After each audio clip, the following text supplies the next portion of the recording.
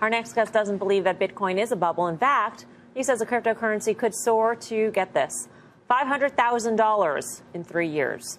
The always controversial John McAfee joins us now. John, great to speak with you. Great to speak with you. Thanks for having me on. How do you get to $500,000 in 3 years? Well, let's not worry about that. Let's worry about people calling you got the a bubble. bet going online on that. Yes, I do.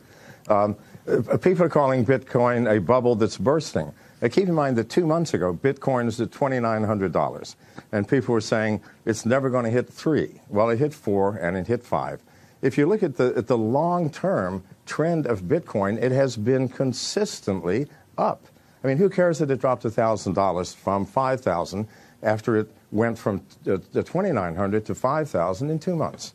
It's still ahead from what it was 2 months ago.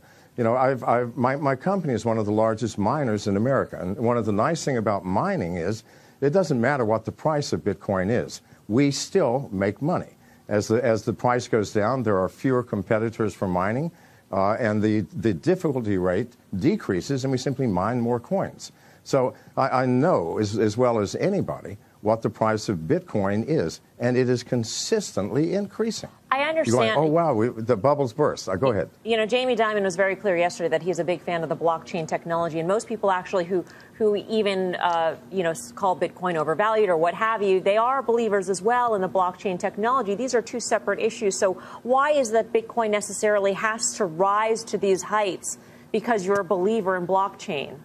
As you do, as you believe. Well, no, I don't think that the Bitcoin rise has anything to do with the belief in the blockchain. Okay. It simply has to do with the belief in cryptocurrencies. I mean, once you start using cryptocurrencies, whether it's Bitcoin or Monero or Litecoin, it doesn't really matter. You see the facility, you see the ease of use, you see that without a central bank control, the value of that currency depends upon the users of that currency. And why is Bitcoin growing so fast? Because it's getting more users. More people are believing. If I do a transaction with a credit card, I have to put in my name, my address, my credit card number, the code on the back, my billing address. Well, that takes 5 or 10 minutes, especially for someone my age. But with Bitcoin, it's 15 seconds. Give me your wallet address. Here's the amount. Done. Once you see the facility of cryptocurrencies, once you see how fast they are transacted, then suddenly fiat currencies, credit cards, central banks make no sense whatsoever. Maybe it's too easy, though, John. I mean, how do you...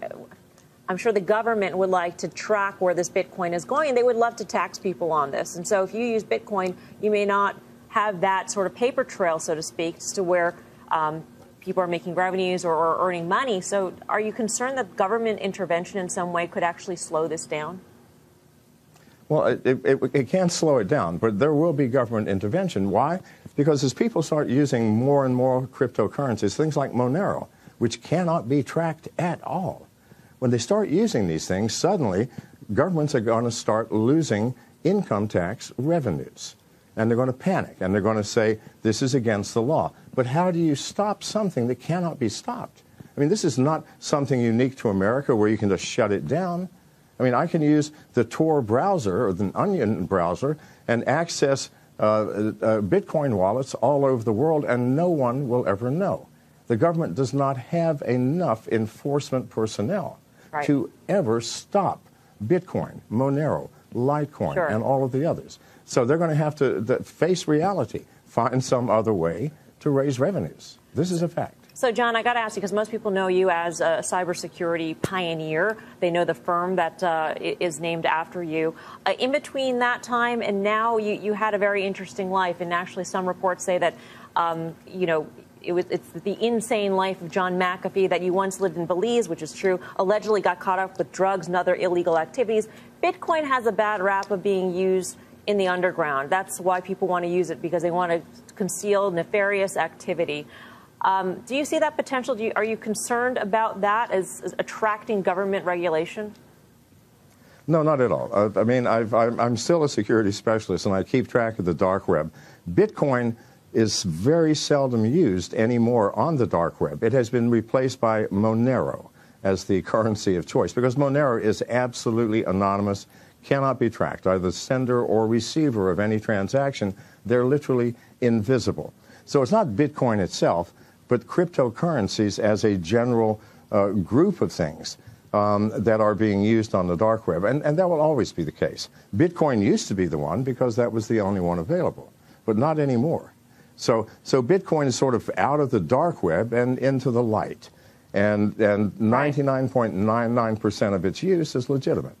So, John, I don't know if you know about this, but, Jamie Dimon watches the show pretty frequently.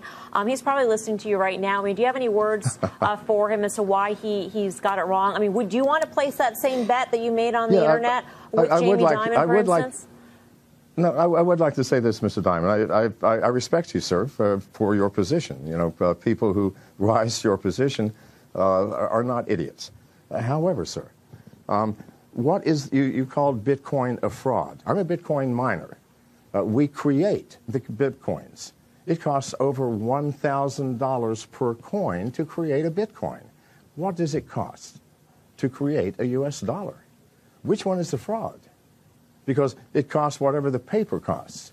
But it costs me and other miners over $1,000 per coin. It's called proof of work. We have put massive amounts of computing power and electricity in creating these coins. Surely there's some value in that work that we did to create the coin. And the fact that Bitcoin is consistently growing in its use and in its value has to say something. Sure, it will rise and fall, and it is highly volatile, as all new technologies are. Right. And at the same time, it is certainly not a fraud. So you're pretty sure that you're not going to lose this bet that you have on Twitter?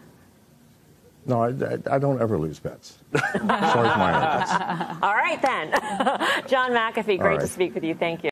In the United States, copyright law allows for the fair use of copyrighted material under certain limited circumstances without requiring permission from the owner. Under the law, determinations of fair use take into account the purpose of the use, the nature of the copyrighted work, the amount and substantiality of the work used in relation to the work as a whole, and the effect of the use upon the potential market for the copyrighted work. Other jurisdictions may have similar copyright provisions protecting fair use or fair dealing. If you are uncertain as to whether a specific use qualifies as a fair use, you should consult a qualified copyright attorney. You have the right to take it down.